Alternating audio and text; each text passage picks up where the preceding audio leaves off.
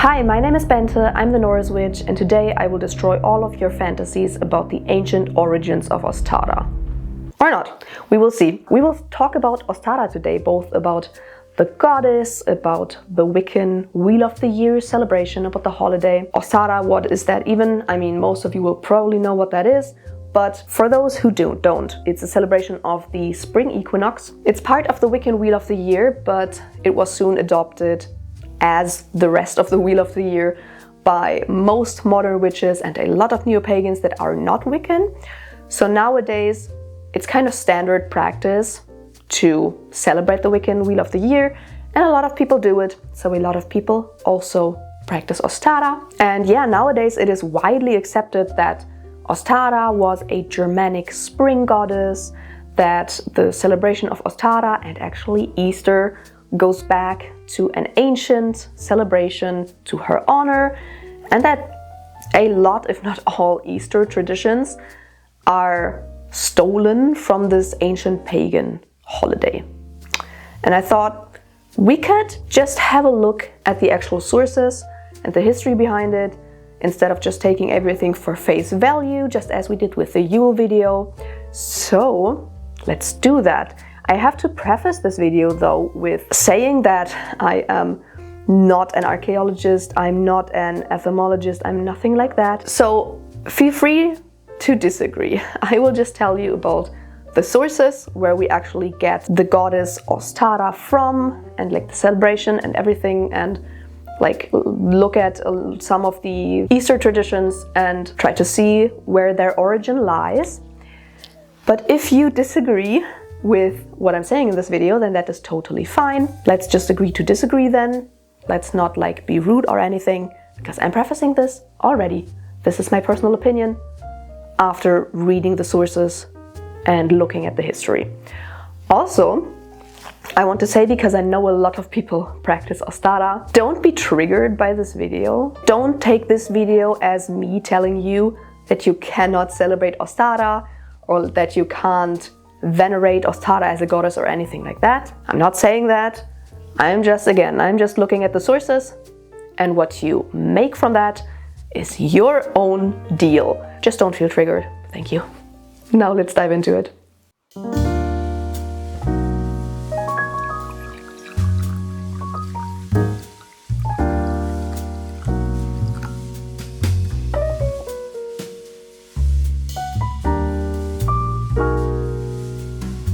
Okay, so first of all, let us look at the goddess Ostara and Eostre. I'm already sorry for my pronunciations throughout this video. They will probably be all over the place and all wrong, but I'm not perfect and I don't know how to pronounce these words. I will try my best though. But let us first look at who these goddesses are and where in the sources we even get them from. How do we even know about them? So, first of all, it all starts with the goddess Eostre or Eostre, or however she is pronounced. The first attestation to her is by Bede, good old venerable Bede, who of course, keep in mind, he's a Christian, and he writes in his De Temporum Ratione, again, word that I can't pronounce, Eosturmonath, no clue, has a name which is now translated as Paschal Month, and which was once called after a goddess of theirs named Eostre, in whose honor feasts were celebrated in that month. Now they designate that Paschal season by her name, calling the joys of the new rite by the time-honored name of the old observance. And that is where it ends. That is the only attestation that we have of the supposed goddess Eostre or Eostre. That's it. Nothing else. If you look at the text, Bede says nothing about her being a spring goddess. He says nothing about what she even is about, why she was venerated, who she actually was.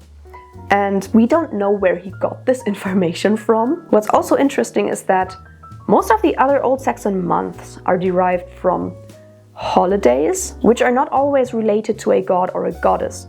So I think it's interesting that Bede just took the name of the month and then just assumed that it's about a goddess. First of all, why not a god?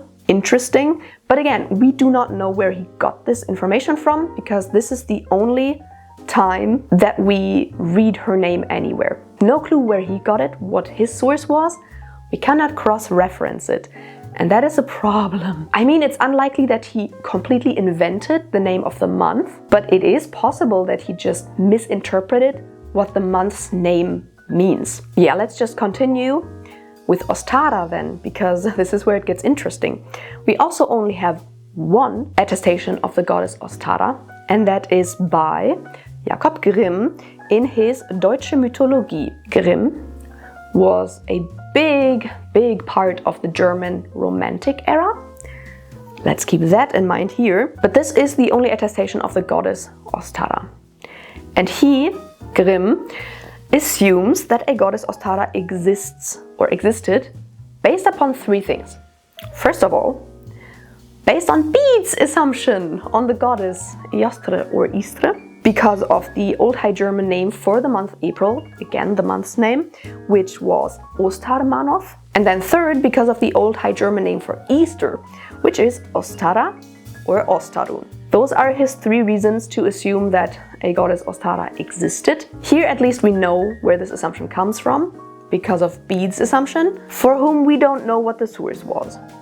So this is a problem. So yeah, Grimm basically just took up Bede's text and was like, those words are very similar to Old High German.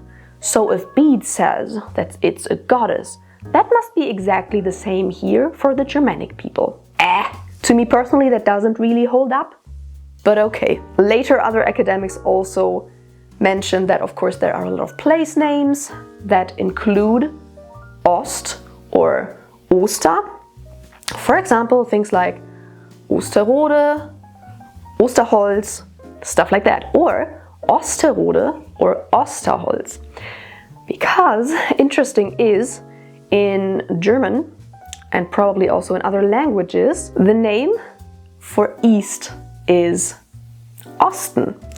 So to me personally, I think it's more probable that all of these names derive from the direction east. Especially with place names, it's much more likely that that is the case than an assumed goddess that we have no source about whatsoever. Interesting is also because of the name of Ostara and like Oster and everything like that.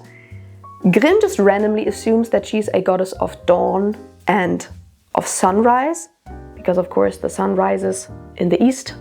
Again, without any source for that. That Eostre or Eostre exists is already an assumption, and the existence of Ostara builds basically solely upon that assumption. To me, that's not a good source. And as I already mentioned, Grimm, of course, was a big part of the German Romantic movement, and if you know anything about the Romantic movement, you know that people were basically looking and lusting after old ancient pagan deities and were like, yeah, basically inventing them left and right and just making shit up and assuming things and totally getting folklore wrong. So someone from that era already not like the most reliant source, and then just assuming a deity, again, also not a very reliable source. In my personal opinion, and I have to say that it is just my personal opinion, you can interpret these sources completely differently. If you think Bede is probably completely right, and because of that Grimm is probably completely right, then you do you. Take that as proof for the goddesses.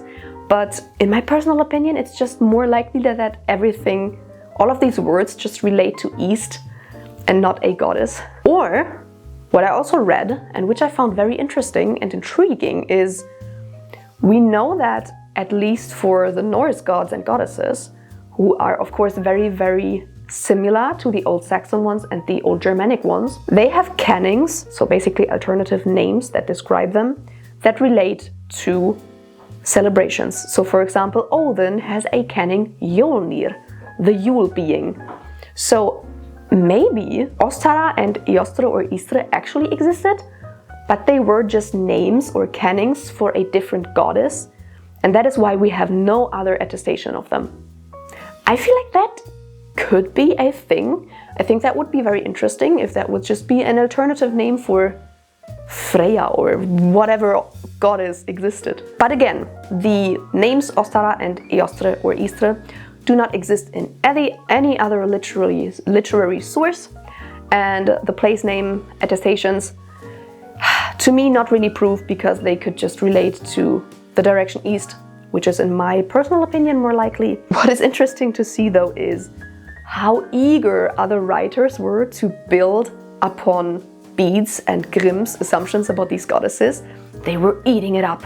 They were taking it and they were spinning so many new assumptions. It's all just assumptions. They were spinning wild stories about these goddesses, and then they started to write stories about Easter traditions like the Easter hare or the Easter eggs, and they just spun it into the story. It's wild. Bede made an assumption based on the name of a month. Grimm took it up, made another assumption about another goddess based off of Bede's assumption, and then other writers took it up and spun wild stories about these two supposed goddesses. Good old Romantic era, right? Of course, Bede is not a writer from the Romantic era, but like the start of them spinning all of these wild stories was with Grimm in the Romantic era, so yeah, take that already as a clue about how trustworthy all of these stories are. So with that being said about the goddesses or the supposed goddesses, were there any celebrations related to these goddesses? We don't know. Of course, if we don't know if the god or the goddess exists, we don't know if celebrations for these existed. If we trust Bede, then apparently they did, but we have to keep in mind that the name that includes the goddess Eostre or Eostre is about April and not March. So even if celebrations and holidays for these goddesses existed, they were not in March and they had nothing to do with the spring equinox. There sure were a lot of spring celebrations, both in March and in April, so that was a thing, but were they related to these supposed goddesses? No clue, nobody knows. With all of that being said about the goddesses Eostre, Eostre, and Ostara and their festivities and everything, let us look at Easter, because with those names sounding very similar to Easter or in German Ostern, of course a lot of people jumped to conclusion and said that, of course, since there supposedly now are these goddesses, Easter must come from that, so Easter must have like stolen an ancient pagan celebration and all of these ancient pagan traditions and stuff. So let us first look at the name of Easter, shall we? So first of all, I have to say here and now that the origin of the name Easter and all of those similar names is debated. We don't really know where it actually came from. Of course, there is the assumption that because supposedly there are these goddesses, that the name of Easter comes from those goddesses and a supposed holiday for them, but we don't know that. What's very interesting also is that not every country calls Easter Easter or a name that's similar to that. In French, for example, Easter is called Pâques, which is more related to the words like Paschal and stuff, and I had to look it up. Yes, I mispronounced it earlier, I'm sorry. But yeah, so not every country calls it a name that relates to Easter or Ostern or anything like that. First of all, of course, we have this explanation derived from Bede's assumption about the goddess Eostre or Eostre, however she is pronounced. So of course we have that, but we already have seen how unreliable that assumption is. But then again, there is another possible explanation, which I find personally very interesting, because it's about a mistranslation. So let's look at that, and I have to read that off because I can't remember that. So the early Latin name for the Easter week was Hebdomada Alba, which translates to the White Week.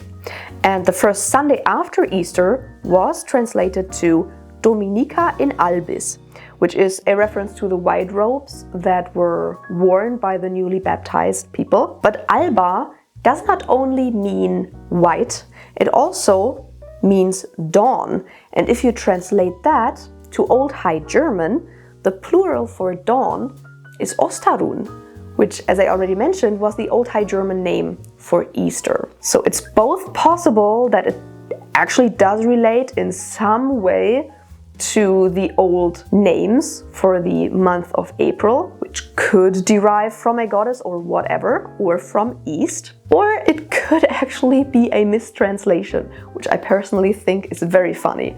But we don't know the actual truth, so do with that as you will, I guess. But lastly, I really want to look at Easter traditions and if they are actually stolen from an ancient pagan Easter holiday or not, as like a lot of especially Romantic era writers assumed. I picked out 3 of them. First of all, the Easter lamb, then the Easter eggs, and the Easter bunny or the Easter hare.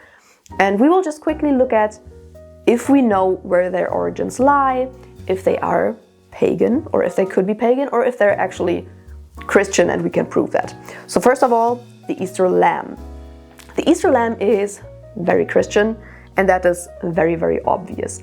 Of course, again, lambs, because they are born in spring, could of course have some kind of symbolism or have had some kind of symbolism for the Germanic people or for the old Saxon people, but that doesn't mean that the Christian Easter lamb comes from paganism. And with the Easter lamb, it's actually pretty obvious that it is very Christian because, first of all, Jesus is called the Lamb of God. And I have to quickly read that off.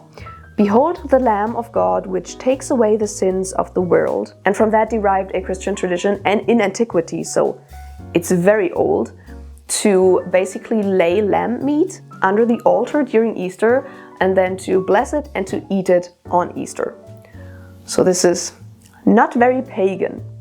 Again, the lamb could have some symbolism, possible, but the tradition of the Easter lamb is Christian. And the same actually applies to the Easter eggs. I personally find the history of the Easter eggs very, very interesting. So again, here the same applies. Eggs could have had some pagan symbolism, possible. But the tradition of painting Easter eggs and having an Easter egg hunt and everything like that is Christian. It's not stolen from the pagans. Eating eggs was prohibited during the Holy Week, which I think is interesting. I've never heard that. But apparently eating eggs was prohibited during the Holy Week. But of course, hens don't just stop laying eggs. So after the Holy Week, of course, you had a lot of eggs. Well, what do you do with that? Some of them are already quite old. So people started hard-boiling them to make them more durable, of course, because you still want to eat them. And then, and that is what I find very interesting, in the 12th century, they came up with a blessing for these eggs that were laid during the Holy Week. They were special eggs, and they came up with a blessing, the Benedictio Ovorum, so basically the egg blessing. I think that is what it translates to. It was a special blessing for these eggs that were laid during the Holy Week.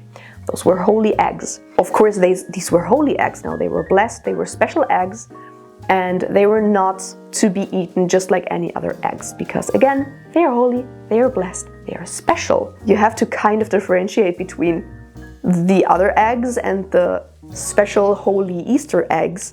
So people started painting them in different kinds of ways. And from that we got the tradition of painting Easter eggs. And from that also other traditions derived, because of course, if these are holy eggs, they are blessed, they are special.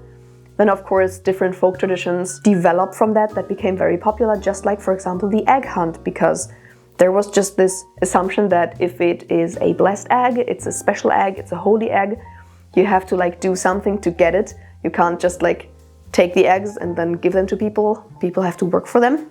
So people started hiding them in the garden and made other people look for them. And what of course also got wrapped up in that was the Easter bunny. And the Easter bunny is interesting because we don't know where it came from. There is no source that says definitively this is where the Easter eggs come from. It's all just assumptions. But what's interesting is that the first attestation of the Easter hare comes from the 17th century, so it's not very old. And this source is by Georg Frank von Frankenau in his De Ovis Pascalibus about Easter eggs from 1682. And this source basically was about children hunting Easter eggs hidden by the Easter hare in Germany. So the first attestation that we have is from Germany about children looking for their Easter eggs that were supposedly hidden by the Easter hare. First attestation in the 17th century. There is also no attestation of the goddess Ostara or Eostre or Eostre, however her name is pronounced, of having any connections with bunnies or hares. Of course, again, bunnies and hares have some kind of pagan symbolism, but we don't have any sources that say that hares are connected with these goddesses. There's only like one source from the 19th century by a German philologist who just assumed that they have to have some kind of connection, but that's about it. So no direct connection with bunnies or hares to both of these supposed goddesses. So yeah, the origin of the Easter bunny or the Easter hare is unknown. It seems like it's supposedly more modern. And what I personally kind of feel like is that probably because Easter is in spring and there are probably a lot of bunnies and hares around during that time, and they also have a connection to spring and fertility, at least that's what I would guess, simply because there are a lot around in spring. So I would guess that in spring there were a lot of bunnies and hares around, and people were able to see them in the garden. So maybe they were just like a convenient explanation for the children on how the eggs came there. And they could have just picked any other animal that was seen a lot around in spring in gardens, and they just picked the hare or the bunny. But yeah, I doubt that it actually has a pagan origin. First of all, because the Easter eggs don't have a pagan origin. And second of all, because if we know about the Easter eggs from back in the 12th century, why is the first attestation of the Easter hare or the Easter bunny from the 17th century? If it was a pagan symbol or a pagan tradition that the hare or the bunny brings some kind of presents in spring or around that kind of holiday, it would be weird to not have any kind of attestation of that prior to the Easter eggs. And for it then to be just combined with the Easter eggs, I don't know, it just feels weird to me. So I personally do not think that it has pagan origins, but we can't prove that. If you want to think that it has pagan origins, then you do you. And with that being said, that was everything that I wanted to cover about Ostara. I just wanted to kind of look at the history and the actual sources, or the lack thereof, that we have about Ostara and Easter, and dispute some kind of these opinions going around about, oh, the Christians stole Easter from the ancient pagans, blah, blah, blah. Let Christians keep their holidays. Not everything is derived from ancient pagan festivities. I just wanted to look at the sources, and yeah, as I said, you can do with this video whatever you please. If you want to keep celebrating Ostara because you just like celebrating the spring equinox, feel free to do that. If you want to continue believing that there is a goddess Ostara, do that. Do with this as you please. And with that being said, I guess let us shout out my patrons and my YouTube members.